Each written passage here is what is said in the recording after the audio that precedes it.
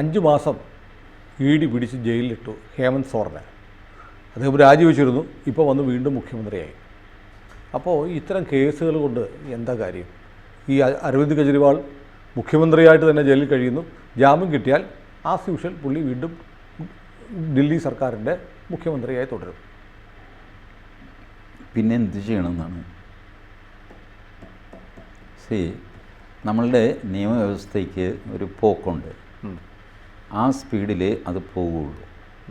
അതാദ്യം നമ്മൾ മനസ്സിലാക്കുക. അതിൽ നമുക്ക് അക്ഷമയുണ്ട്, ഞാനത് മനസ്സിലാക്കുന്നു.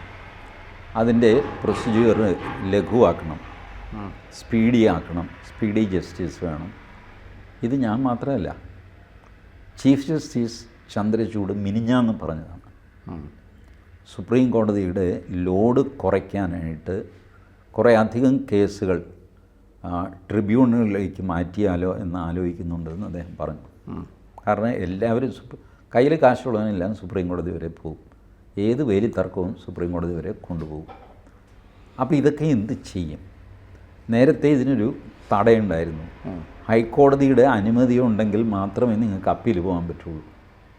ഹൈക്കോടതി അപ്പീൽ പോകണ്ട എന്ന് പറഞ്ഞാൽ പോകണ്ട, കഴിഞ്ഞു, അത് ഫൈനൽ വിധിയാകുമായിരുന്നു. പിന്നെയാണ് സ്പെഷ്യൽ ലീവ് പെറ്റീഷൻ എന്ന ഒരു പ്രൊവിഷൻ വന്നിട്ട് ഹൈക്കോടതി അനുമതി ഇല്ലെങ്കിലും നിങ്ങൾക്ക് സ്പെഷ്യൽ ലീവ് വഴി സുപ്രീം കോടതി പോകാം. സ്പെഷ്യൽ ലീവ് വേണമെങ്കിൽ ഗ്രാൻറ്റ് ചെയ്യാതിരിക്കാം സുപ്രീം കോടതിക്ക്. അപ്പോൾ ഇവിടെ ഞങ്ങൾ എടുക്കുന്നില്ല, ഹൈക്കോടതി വിധി അന്തിമമാണ്, പോടാ എന്ന് പറയാം. പക്ഷേ അങ്ങനെ പറയുന്നത് നീതി നിഷേധമാണെന്ന് വ്യാഖ്യാനിക്കപ്പെടും. അതുകൊണ്ട് ഓരോ SLPയും സുപ്രീം കോടതി എടുക്കാൻ തുടങ്ങി. ഇതിപ്പോൾ ഏകദേശം ഓട്ടോമാറ്റിക്കായിട്ട് മാറി. ഹൈക്കോടതിയുടെ പെർമിഷനേ വേണ്ട, ഞാൻ SLP വഴി കയറിക്കോളാം എന്ന് പറഞ്ഞ ആൾക്കാർ പോകാൻ തുടങ്ങി. ഇങ്ങനെയാണ് ഇത് സിസ്റ്റം ഇപ്പോൾ നിൽക്കുന്നത്. ഇപ്പോൾ സകല കേസും സുപ്രീം കോടതി വരുന്നു. എൻ്റെ അറിവിൽ സുപ്രീം കോടതിയിൽ 71,000 കേസുകൾ ഇപ്പോൾ പെൻഡിങ് ഉണ്ട്. 71,000. ഇന്ത്യയിലെ എല്ലാ കോടതിയിലും കൂടെ 55 ലക്ഷം കേസുകൾ പെൻഡിങ് നടക്കുന്നു. 5.5 മില്യൺ. നമ്മളുടെ കോടതികളുടെ വർക്കിംഗ് വളരെ ഇമ്പ്രൂവ് ചെയ്യേണ്ടിയിരിക്കുന്നു. കോടതികളുടെ എണ്ണം കൂട്ടേണ്ടിയിരിക്കുന്നു. കോടതിയുടെ എഫിഷ്യൻസി കൂട്ടേണ്ടിയിരിക്കുന്നു. ഇപ്പോൾ ക്രിമിനൽ പ്രൊസീജിയർ കോഡും തെളിവ് നിയമവും ഇപ്പോൾ ഭാരതീയമാക്കിയല്ല. ഭാരതീയമാക്കിയെങ്കിലും അത് വേഗത്തിലാക്കാനുള്ള കാര്യമൊന്നും പ്രഥമ ദൃഷ്ടിയ എനിക്കതിൽ കാണാൻ പറ്റിയില്ല. പുസ്തകം മാറ്റി, ഡീറ്റെയിൽ ആയിട്ട് ഞാൻ വായിച്ചില്ല. പുസ്തകം മാറ്റി എന്ന് പറഞ്ഞു കഴിഞ്ഞാൽ സീരിയൽ നമ്പർ മാറ്റി. നേരത്തെ 295A ആയിരുന്നു, ഇപ്പോൾ അത് 299. നേരത്തെ 153A ആയിരുന്നു, ഇപ്പോൾ അത് 178. ഇങ്ങനെ വാക്കുകളൊക്കെ സെയിമാണ്. അപ്പോൾ പുതിയ നിയമത്തിൽ കുറച്ച് അഡീഷൻസ് ഒക്കെ വരുത്തിയിട്ടുണ്ട്.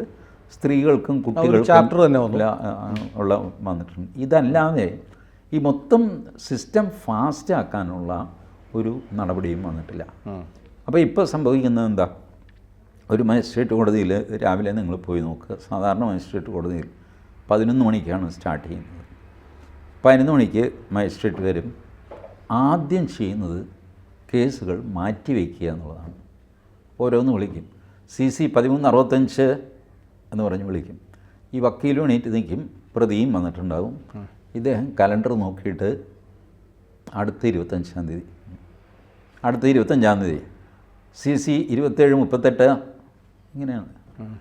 ആദ്യം ഈ അഡ്ജേൺമെൻറ്റാണ് വേറൊരു ദിവസത്തേക്ക് മാറ്റിവെക്കൽ. ആ അഡ്ജേൺമെൻറ്റ് തന്നെ ഏകദേശം 1.5 മണിക്കൂർ പോകും.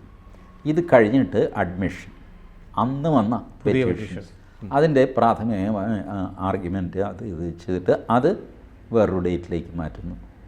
ഏകദേശം ഉച്ചയായി, കോടതി പിരിഞ്ഞു. ഉച്ച കഴിഞ്ഞിട്ട് വിചാരണ, പഴയൊരു കേസിൻ്റെ വിചാരണ. ആ കേസിൻ്റെ വിചാരണ ഒരു സാക്ഷിയെ വിസ്തരിക്കാൻ 1-2 മണിക്കൂർ എടുക്കും മിടുക്കനായ വക്കീലാണെങ്കിൽ. കാരണം ഇവനെ എങ്ങനെയെങ്കിലും കുഴിയിലാക്കണമല്ലോ. മറ്റേ വക്കീൽ ഇവനെ എങ്ങനെയെങ്കിലും ഊരിയെടുക്കാനും ശ്രമിക്കുന്നു. ഈ പ്രോസസ്സിൽ സാധനം 4 മണിയായി, 4:30 അപ്പോഴത്തേക്ക് കഴിഞ്ഞു. ഇതാണ് സാധാരണ മജിസ്ട്രേറ്റ് കോടതിയിലെ പ്രൊസീജിയർ. ഇത് മജിസ്ട്രേറ്റിൻ്റെ കുറ്റമല്ല, അദ്ദേഹത്തിന് ഇതേ ചെയ്യാൻ പറ്റുള്ളൂ. കാരണം അത്രയധികമാണ് കേസുകൾ. എന്ത് ചെയ്യും? എന്നാൽ ഓരോ കേസ് ഡേറ്റിനും നമ്മളവിടെ പോവുകയും വേണം. അതെ. അപ്പോൾ പോയി നമ്മൾ വിഷമിക്കും. വിഷമിച്ച് കഴിയുമ്പോൾ നമ്മൾ എന്ത് ചെയ്യും? വക്കീലിനോട് പോയി, എൻ്റെ വക്കീലെ എനിക്ക് ഇത്രയും കാശ് മുടക്കി ഇതിൻ്റെ പിന്നാലെ നടക്കാൻ വയ്യ. ശരി, ഞാനൊരു കാര്യം ചെയ്യട്ടെ, അപ്പുറത്തെ വക്കീലിനോട് സംസാരിക്കട്ടെ, നമുക്ക് നിങ്ങൾ സെറ്റിൽ ചെയ്താലോ? സെറ്റിൽ ചെയ്യും. ഇത് അപ്പുറത്ത് പറഞ്ഞു കഴിയുമ്പോൾ അയാൾ അതിന് മുമ്പേ ഇങ്ങോട്ട് ചോദിക്കാനിരിക്കുകയാണ്, ഞാനിത് പറയാതിരിക്കായിരുന്നു. കേസ് സെറ്റിൽ ചെയ്തിട്ട് കോമ്പൗണ്ട് പെറ്റീഷൻ നമ്മൾ ഫയൽ ചെയ്യും. മജിസ്ട്രേറ്റിൻ്റെ അടുത്ത് ഞങ്ങൾ പുറത്ത് സെറ്റിൽ ചെയ്തു. Magistrate happy, okay. ഇങ്ങനെയാണ് കേസുകൾ എത്തിയിരുന്നത്. ഇത് ഈ ജോലിഭാരം കൂടിയപ്പോഴാണ് സർക്കാർ ADR കൊണ്ടുവന്നത്, ഓൾട്ടർനേറ്റ് ഡിസ്പ്യൂട്ട് റെസൊല്യൂഷൻ. അതാണ് ADR. അപ്പോൾ ഇതെല്ലാം ഈ സംവിധാനങ്ങളെല്ലാം ഉണ്ടായിട്ടും അവിടെ കേസുകൾ പെരുകാൻ തുടങ്ങി. ഓംബുഡ്സ്മാൻ്റെ അടുത്ത് കേസുകൾ, ദേവസ്വം ഓംബുഡ്സ്മാൻ പ്രത്യേകം, ഇൻഷുറൻസിൻ്റെ ഓംബുഡ്സ്മാൻ പ്രത്യേകം, ബാങ്കിങ്ങിൻ്റെ ഓംബുഡ്സ്മാൻ പ്രത്യേകം. അങ്ങനെ ചെയ്തു. അവിടെ നിന്നും പിന്നെ കേസ് കോടതിയിൽ നിൽക്കുന്നില്ല. അപ്പോൾ ഇപ്പുറത്തുകൂടെ ജനങ്ങൾക്ക് നിയമത്തിൻ്റെ അവയർനെസ് കൊടുക്കാനായിട്ട് കെൽസ, എന്താ ലീഗൽ സർവീസസ് അതോറിറ്റി, അവർ ഫ്രീ ആയിട്ട് വക്കീലിനെ വെച്ച് തരും. അതായത് വക്കീലില്ലാത്തതുകൊണ്ട് കേസ് വേണ്ടാന്ന് വിചാരിച്ച് ആരെങ്കിലും ഇരിപ്പുണ്ടെങ്കിൽ വക്കീൽ ഞാൻ തരാൻ ചേട്ടൻ. അല്ല, ഞാനത് ഒരു പ്രിൻസിപ്പിൾ എന്ന് പറഞ്ഞാൽ എനിക്കത് നല്ലത് തന്നെയാണ് കേട്ടോ. എന്നാലും എനിക്ക് ഇടയ്ക്ക് ഇങ്ങനെ ഒരു ട്രോള് പോലെ മനസ്സിൽ വരും, വക്കീലില്ലാഞ്ഞിട്ട് കേസ് കൊടുത്തില്ല എന്ന് വേണ്ട, വക്കീലിനെ ഞങ്ങൾ ഫ്രീ ആയിട്ട് തരാം എന്ന് പറയുന്നൊരു ഏജൻസി. വാസ്തവത്തിൽ ചെയ്യുന്നത് എന്താ, പോട്ടെ എന്ന് വിചാരിച്ച് വീട്ടിൽ കിടന്നുറങ്ങുന്ന ഒരുത്തനെ ഞാൻ വാദിക്കാമെന്ന് ചേട്ടന് വേണ്ടി, ചേട്ടൻ പോര് എന്ന് പറയുന്ന അവസ്ഥ. അപ്പോൾ അങ്ങനെയൊക്കെ ആയിട്ട് കെൽസ ജനങ്ങളെ ബോധവൽക്കരിക്കുന്നു, രാഷ്ട്രീയക്കാർ ബോധവൽക്കരിക്കുന്നു. അപ്പോൾ ജനങ്ങൾ കൂടുതൽ അവെയറാകുന്നു, അവകാശങ്ങളെപ്പറ്റി, അധികാരങ്ങളെപ്പറ്റി, പങ്കിനെ പറ്റിയൊക്കെ കേസായിട്ട് മാറുന്നു. ഇതിങ്ങനെ കൂടി വരികയാണ്. ഇതിന് solution number of judges, number of courts have to be increased. ഇപ്പോഴും സുപ്രീം കോടതിയിൽ നോക്കും, കോൺസ്റ്റിറ്റ്യൂഷണൽ ബെഞ്ച്, സുപ്രീം കോടതിയിൽ 11 ജഡ്ജിമാർ മൊത്തം ഉണ്ടായിരുന്നപ്പോഴും മറ്റുമാണ് കോൺസ്റ്റിറ്റ്യൂഷണൽ ബെഞ്ച് 5 പേര് എന്ന് തീരുമാനിച്ചത്. 11 പേരുണ്ട്, 5 പേര് മതി ഒരു ഭരണഘടനാ പ്രശ്നം ചർച്ച ചെയ്യാൻ. ഇപ്പോൾ സുപ്രീം കോടതിയിൽ ജഡ്ജിമാർ 42 മറ്റുമായി. ഇപ്പോഴും കോൺസ്റ്റിറ്റ്യൂഷൻ ബെഞ്ച് എന്ന് പറഞ്ഞാൽ 5 പേരാണ്. അതിലൊരു റെപ്രസെൻറ്റേഷൻ വരണ്ടേ?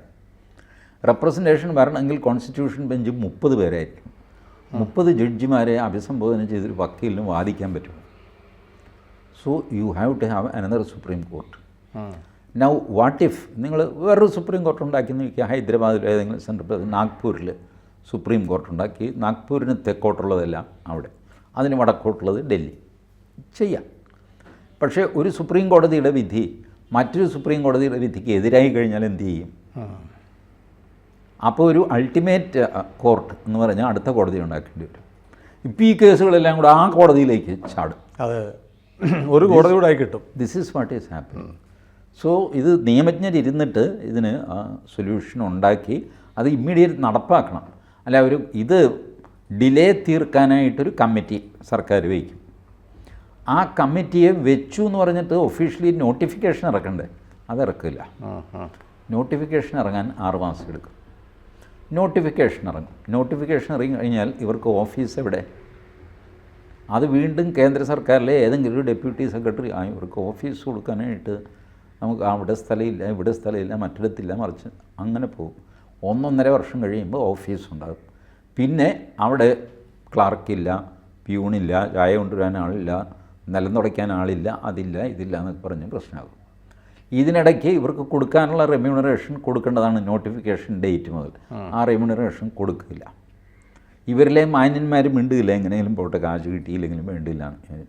പക്ഷേ കാശ് വേണമെന്നുള്ളവർ പറയും, നിങ്ങൾ കാശ് തരാതെ ഞാൻ കമ്മിറ്റിക്ക് വരില്ല എന്നിട്ട്. ഇങ്ങനെ നീണ്ടുപോകും. എന്തുകൊണ്ട് ഈ കമ്മിറ്റി നീണ്ടുപോയി എന്ന് അന്വേഷിക്കാനായിട്ട് വേറൊരു കമ്മീഷനെ വയ്ക്കും. ഇതൊക്കെ ഈ അഡ്മിനിസ്ട്രേറ്റീവ് സൈഡിലെ ടെക്നിക്കാലിറ്റീസ് നമ്മൾ പറഞ്ഞത്. പക്ഷേ ഇതിനകത്തൊരു പൊളിറ്റിക്കൽ ഫേസ് ഉണ്ട്.